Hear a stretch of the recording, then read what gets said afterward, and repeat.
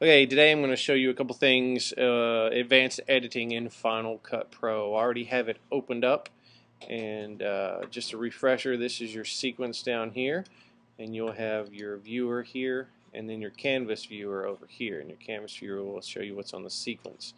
This will be your preview monitor. And you have your bin over here where we will be importing some footage, and your sequence is this down here. So we're going to go over here, click in our bin, and we're going to go Command or Apple I to import some footage. And we'll just import some stock footage that I had shot this past spring of some softball, the Christian County softball team. So we have helmet and batting close. Helmet 2, we're going to double click on either one. Right now we're going to use the helmet 2, and it'll appear in our preview, and it's pretty much the same shot all the way through. You can click right here in the preview and drag the cursor back and forth, and you can see the hand and people moving in the background to tell that the footage is actually moving. So what we're going to do, it's 9 seconds long. There it is.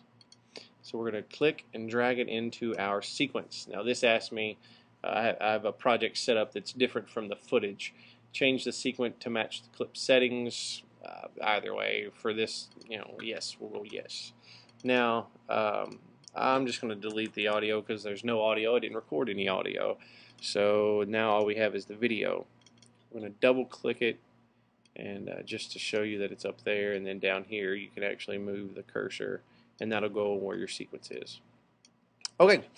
First, what we're going to do is we're going to take and make the red. We're going to make a Pleasantville effect. If you've ever seen the movie Pleasantville, this is what we're going to do. But the Colonel logo there has a nice red hat.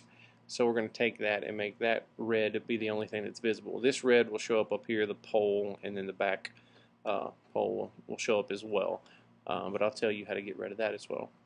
Go over to here to Effects, and it'll actually look like this. What you want to do is go to Video Filters, and you just click the down arrow, or click the arrow, it'll open up, and we're going to go to Color Correction, Color Corrector 3-way, and bring it down.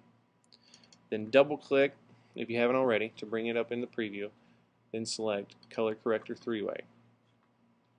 Now, you don't have to pay much attention to this right now. What you want to do is go to Limit Effect. There's an arrow here. Click on that, and what we're going to do is select the color that we want to keep.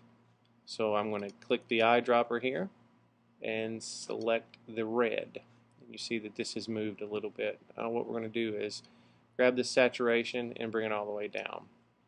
We'll bring it out just a hair. And you're like, wait a minute, this is going away and everything else isn't, nothing else is going away. It's just the red that's disappearing.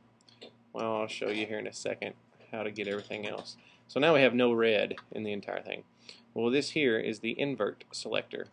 Hit the invert, and now the only thing that you see is the red. And that is it. You can actually see some of the pink, if we can slow it down here, in the person's hand there, the red. If you wanted to make it real fine, you can mess with it as much as you like. There you go. I get some of it out.